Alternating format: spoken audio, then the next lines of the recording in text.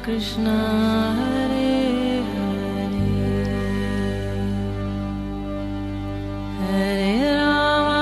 हरे राम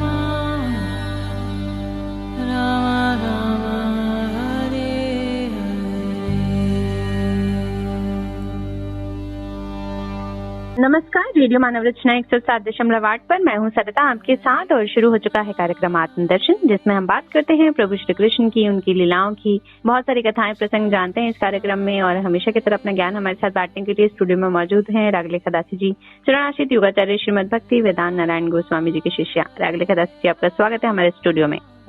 श्रोताओं, जैसे कि आप सब जानते हैं कि आजकल हम बात कर रहे हैं भागवत पत्रिका से गुरुदेव हरि कथा के विषय में और बहुत सारी कथाएं हम जान रहे हैं इसके अंतर्गत। और पिछले एपिसोड में हम बात कर रहे थे इसके जो है 11वें भाग की, जिसमें राम कथा का वर्णन किया गया है और राम कथा के बारे में हमें बता रही थी रागलेखा दासी जी। और हमने जान लिया था कि किस तरह से जो है दशरथ जी को श्राप मिला था कि वो अपने पुत्र वियोग में मरेंगे और ऐसा हुआ भी। तो इसी कहानी में हम जानते हैं आगे इस कड़ी में क्या हुआ। जी रागलेखा दासी जी। तो श्रवण कुमार जी ने के माता पिता ने, क्योंकि श्रवण कुमार का वध हो गया था, तो फिर उनके माता पिता ने श्राप दिया कि आप भी अपने पुत्र वियोग में ऐसे प्राण त्याग देंगे। तो राजा तो बड़े दुखी मन से लौटे, दशरथ राजा, और बहुत दिन बीत गए।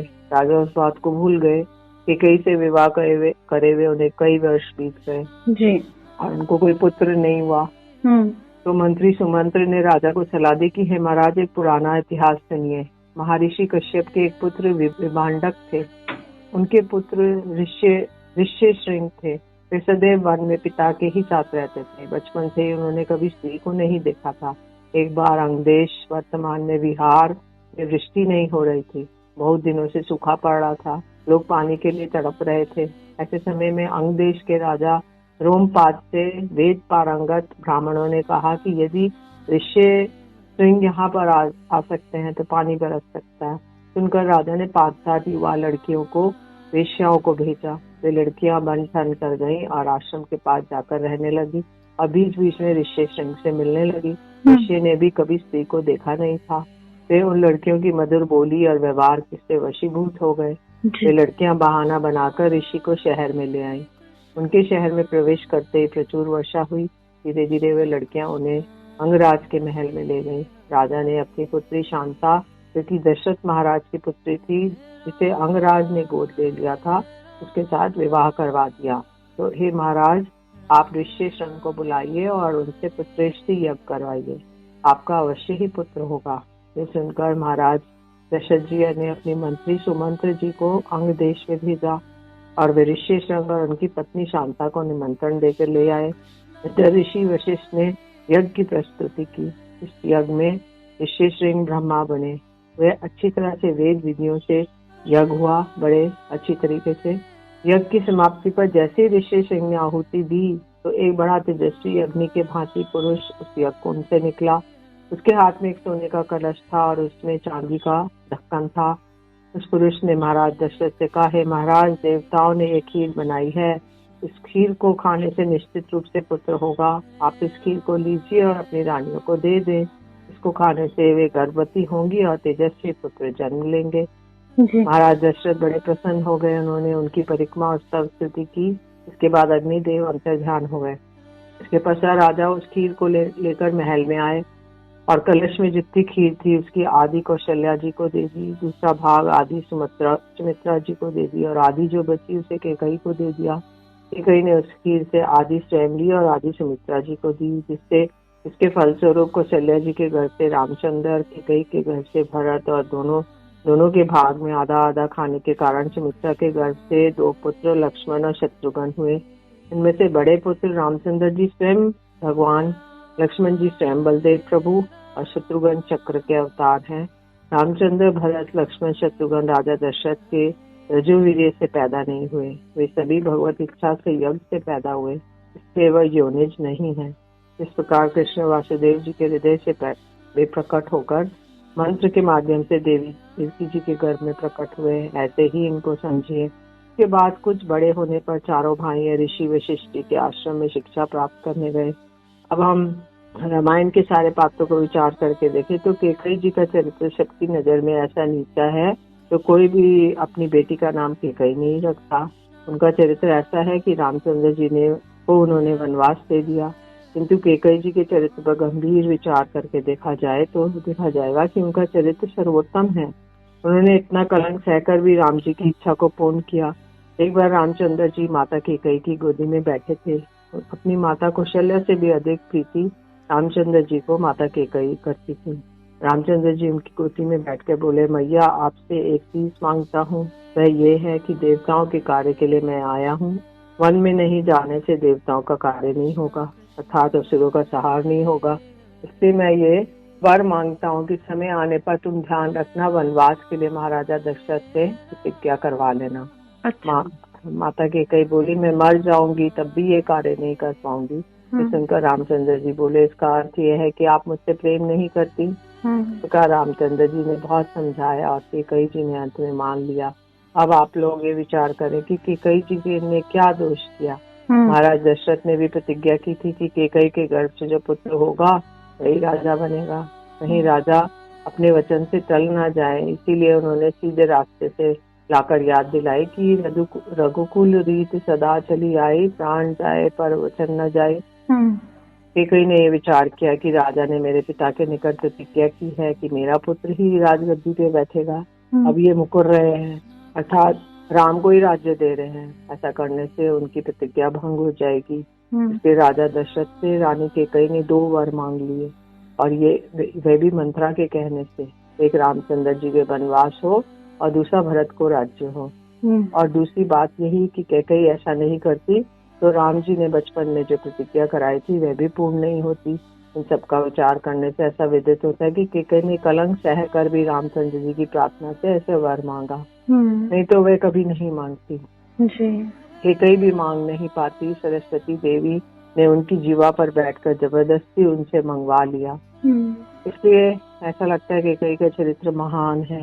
यदि वे नहीं होती तो असुरों का संहार नहीं होता। लेकिन कहीं ना कहीं इतिहास में आज उनका नाम इस तरीके से नहीं लिया जाता। हम देखते हैं कि युग में सब कोई अपने बच्चों का नाम राम, लक्ष्मण या कौशल्या रखता है, लेकिन कोई अपने बच्ची का नाम केकई कभी नहीं रखता, क्योंकि उनपे कलंक लगा था। तो कलंक लग गया। जबकि उन्होंने अच्छा किया, जैसे कि आप बता रही हैं कि उन्होंने उनका वचन टूटने से बचाया और राम की प्रतिज्ञा को पूरा करवाया। जी। तो केकई का चरित्र महान है। और रावण पृथ्वी का भार था, वह भूभार भी हरण नहीं हो पाता। रामचंद्र जी बड़ी करुणामय लीलाएं हैं रामचंद्र जी की, वे लीलाएं भी संपन्न नहीं हो पाती। यदि केकई जी ऐसा नहीं करती तो रामचंद्र जी की लीला में एक प्रधान और योग्य पात्र है। भक्ति का लक्षण है अन्याभिलाषिता शून्यम ज्ञान कर्मादि अनावृतम। कृष्ण के लिए ही अपने तन मन वचन आत्मा भावना से अपनी सारी इंद्रियों से वैष्णवों के अनुगत्य में निरंतर तैल धारावत जो चेष्टाएं होती हैं वही भक्ति है। किंतु ध्यान में रहे, जो कोई भी चेष्टा हो रही है वह कृष्ण की प्रसन्नता के लिए होनी चाहिए। इसमें हम देखते हैं कि भरत जी का उदाहरण। भरत जी अपने मामा जी के घर से लौट कर आए, देखा सारी अयोध्या नगरी शून्य पड़ी है। उनको सबको देखकर मुंह फेर लेते हैं और कोई उनसे बात नहीं कर रहा है। ये देखकर उन्होंने सोचा कि क्या बात हो गई। उन्होंने सोचा कि मेरी मैया के पास महाराज दशरथ होंगे, वहीं पर महाराज दशरथ से भेंट होगी। वहाँ जाते ही भरत जी ने देखा माता केकई सफेद कपड़ों में थी, सिर का सुहाग भी नहीं था। केकई भरत जी की आरती उतारकर बड़े आदर से उनके घर ले जाने लगी। घर के अंदर भीतर जाकर भरत जी ने माता जी से पूछा, पिताजी कहाँ हैं? माता केकई बोली, पिताजी तो स्वर्ग सिधार गए। हमारे राम भैया कहाँ है? वे तो वन में चले गए। अच्छा ही हुआ, हमारे लिए मैंने ये किया कि ताकि तुम्हें राज्य मिले। ये सुनकर भरत जी बोले, अहो तुम माता नहीं डायन हो। यदि राम हमको कुछ नहीं कहते तो मैं तुमको मार डालता। शत्रुघ्न जी मंत्रा की लात मारकर मारने ही जा रहे थे, किंतु भरत जी ने उन्हें रोका और कहा, राम भैया सुनेंगे तो दुखी होंगे, जान से मारो मत, छोड़ दो। के बाद वशिष्ठ जी ने सभी सभासदों को बुलाकर भरत जी से कहा, दशरथ जी ने तुम्हें राज्य दिया है, तुम ले लो। भरत जी ने सुनकर कहा, ऐसा कभी नहीं हो सकता। राज्य अधिकार पिता का बड़ा पुत्र होता है, राज्य अधिकारी। तो राम भैया हमारे पिता के समान है, मैं राज्य नहीं ले सकता। और भरत जी ने संकल्प किया, मैं राम भैया को किसी भी प्रकार बनाकर ले आऊंगा। इसके बाद भरत जी अपनी सारी सेनाएं, माताओं और वशिष्ठ जी के साथ चित्रकूट गए। पेड़ पर चढ़कर दूर से लक्ष्मण जी ने देखकर सोचा कि भरत अपनी सेना लेकर राम को मारने आ रहा है। तो वे स्वयं तीर धनुष लेकर प्रस्तुत हो गए। बोले सारी पृथ्वी उसको रक्षा नहीं कर सकती, मैं उसे मार दूंगा। राम जी ने देखकर लक्ष्मण जी को रोका और कहा, मैं जानता हूँ तुम भरत जी को मार सकते हो, किंतु कुछ करने से पहले सोच विचार करना चाहिए, नहीं तो बाद में पछताना होगा। तुम ठहर जाओ, तुम भरत को नहीं जानते हो, किंतु मैं जानता हूँ। भरत पृथ्वी में भक्ति का एक आदर्श उदाहरण है। राम जी की बात सुन के लक्ष्मण जी शांत हुए। बड़ी देर बाद वशिष्ठ जी, भरत जी और कुछ गिने गिने लोग आए, राम जी से मिले। भरत जी ने राम जी से कहा, भैया आप अपने राज्य को लौट चले, राज्य आपका है, आपके तिलक और अभिषेक के लिए सब सामान लाए हैं। ये सुनकर लक्ष्मण जी को अत्यंत ग्लानि हुई और वे अपने भरत भैया से कहने लगे, भरत भैया मैंने आपके चरणों में बहुत अपराध किया है, आप मुझे क्षमा कीजिए। ये सुनकर भरत जी बोले, तुमने मुझे मार क्यों नहीं दिया, तो मेरा प्रायश्चित हो जाता। इसके बाद भरत जी ने वह रात चित्रकूट में बिताई। पिताजी का स्वर्गवास का संवाद राम जी को सुनाया, उनका पिंड दान किया। उसके बाद भरत जी माता कौशल्या के पास गए और कहने लगे, हे माता, मैं आपसे एक बात पूछना चाहता हूँ, यदि मैं सत्य हूँ, मेरी बात ठीक हो तो राम भैया आपका कहना नहीं टाल सकते। तो उनसे कहो कि वे अयोध्या लौट चले, उनकी हिम्मत नहीं है कि वे ना लौटे। माता कौशल्या ये सुनकर बोली, मैं कैसे कह सकती हूँ, राम धर्म की मर्यादा है, तुम प्रेम की सीमा हो। वे अपना धर्म छोड़कर, अपने पिताजी का आदेश छोड़कर चला आया, ऐसा मैं कैसे कह सकती हूँ। ये सुनकर भरत जी बोले, तो क्या मैं गलत हूँ। माता कौशल्या बोली, नहीं, तुम अपने स्थान पर ठीक हो, अर्थात तुम प्रेम की धुरी हो और राम मर्यादा है। जैसे समुद्र में हिमालय डूब जाएगा किंतु टस से मस्त नहीं होगा, ठीक उसी प्रकार तुम्हारे प्रेम में राम डूब जाएगा, लेकिन विचार से और मर्यादा से नहीं चलेगा। मैं ऐसा नहीं कह सकती। वहां से निराश होकर भरत जी वशिष्ठ जी के पास गए। वशिष्ठ जी से कहा कि मैं रामचंद्र जी से कैसे कहूँ कि आप धर्म को छोड़ दो। ऐसा करो, तुम उनके बदले वन में जाओ और वे वन को लौट जाएं, मैं इसका तो अनुमोदन कर दूंगा। भरत जी सुनकर बोले, बहुत अच्छा, किंतु आप कह दीजिए। वशिष्ठ जी बोले, नहीं, तुम कहो। यहाँ पर भी भरत जी निराश हो गए। इसी बीच महाराज जनक भी वहाँ आ गए। उनको देखकर वशिष्ठ जी बोले, बहुत अच्छा हुआ आप आ गए, मैं भरत के प्रेम के मोह में हूँ, क्या करना चाहिए क्या नहीं सब कुछ भूल गया हूँ, इसलिए मैं ठीक ठीक विचार नहीं कर सकता। पुनः भरत जी ने उनसे कहा, महाराज जनक ब्रह्म ऋषि हैं, उनको मोह नहीं है, जो उचित होगा वे वही करेंगे। भरत जी फिर सीता जी की माता सुनैना जी के निकट गए और बोले, सीता जी नंगे पैर से वन वन में डोलेगी, क्या ये आपको अच्छा लगता है? कि आप राम जी से कह के सीता जी को वनवास से लौटा दीजिए। नैना जी एक सुनकर बोली, मैं अपने पति जनक जी से कहूंगी, जैसा विचार होगा वे ठीक कहेंगे। उनकी भी यही इच्छा थी कि राम जी सीता जी के साथ वन से लौट जाए। दूसरे दिन विराट सभा बैठी। उस सभा में एक तरफ राम, सीता, लक्ष्मण, एक तरफ भरत, शत्रुघ्न और सभी माताएं बैठी, एक तरफ सभी ऋषि और मुनि बैठे। महाराज जनक भी आए। वशिष्ठ जी ने कहा, इस समय रघुकुल महाविपत्ति में फंसा हुआ है, सागर में डूब रहा है, उसे उठाने वाला कोई नहीं। हमारे बीच महाराज जनक ये समदर्शी हैं और विचार निपुण हैं, इसलिए इनसे निवेदन किया जाए कि इस गंभीर अवस्था में हमें क्या करना चाहिए। महाराज जनक ये सुनकर बोले, यदि सभी को मान्य है और आपत्ति नहीं है तो मेरे गुरु शंकर जी जैसा कहलाएंगे वैसा ही कहूँगा। जी जी, बहुत ही सुंदर प्रसंग चल रहा है और भरत जो है पूरा प्रयास कर रहे हैं कि उनके भ्राता श्री रामचंद्र जी जो हैं वो अयोध्या वापस लौट आए अपना वनवास छोड़कर, और पूरी तरह से वो हर किसी के पास जा जाकर ये रिक्वेस्ट करें और वो हर किसी के पास जा जाकर ये आग्रह कर रहे हैं कि किस तरह से उनको वापस लाया जाए। आगे इस कथा को और भी जानेंगे, लेकिन एक छोटे से ब्रेक के बाद सुन लेते हैं प्यारा सा भजन, फिर लौट कर आते हैं। आप जुड़े रहिए रेडियो मनोरचना 107.8 के साथ। Feel good, feel live. Shri Radha Radha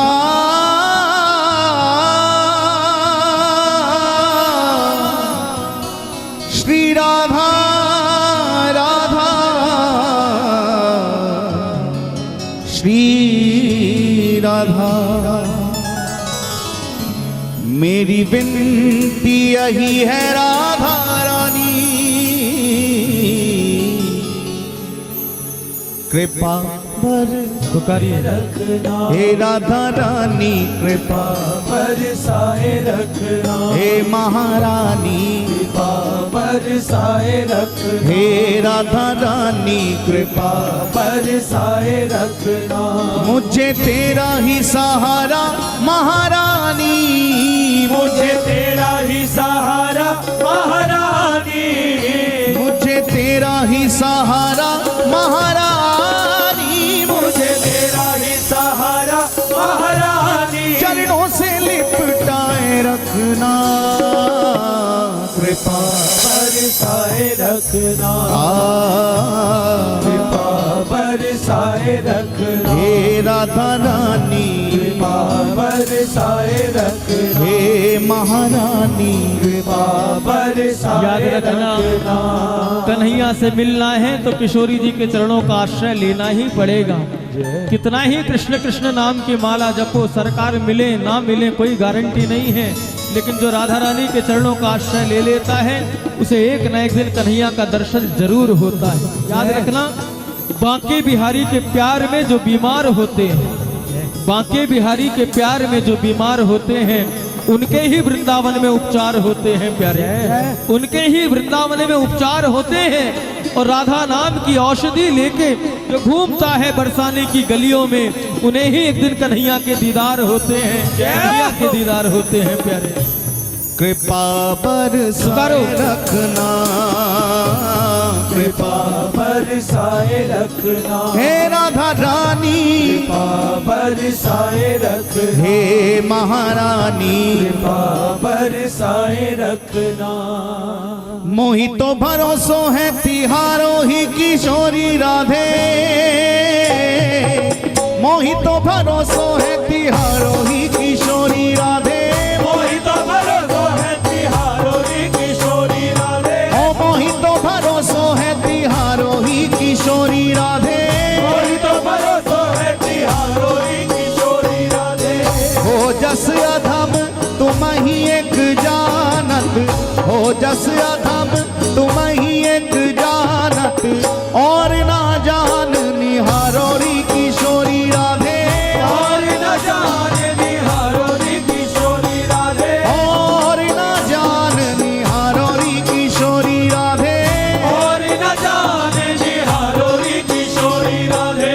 भक्ति मुक्ति कछु मांगत नाही, भक्ति मुक्ति कछु मांगत नाही, अपनो जान निहारो री किशोरी राधे, अपनो जाने निहारो री किशोरी राधे, अपनो जान निहारो री किशोरी राधे, अपनो जाने निहारो री किशोरी राधे। पुनि कह रहे अवकाश विषय को, पुनि कह रहे अवकाश विषय को, चार पदार्थ खारो री किशोरी राधे, चार पदार्थ खारो री किशोरी राधे, चार पदार्थ खारो री किशोरी राधे।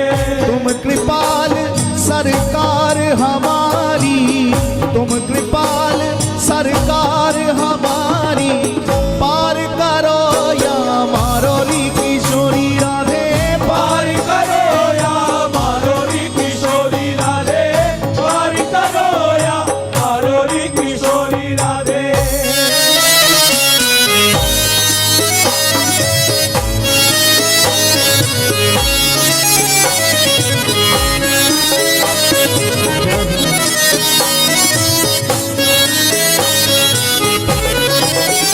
राधा राधा राधा राधा